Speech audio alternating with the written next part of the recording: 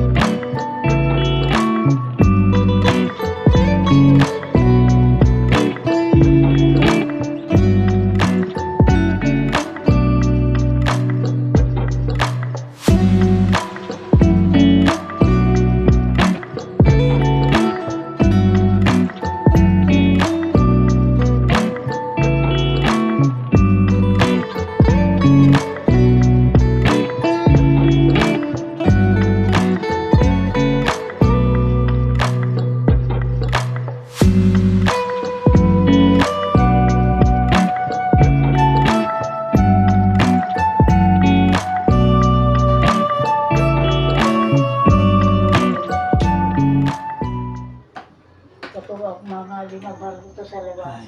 At mga nakaharap na namin. Malinis na dyan. Nilagyan ko na ng ano dyan, alcohol. Yung mga ano mo dyan. Sige, thank you.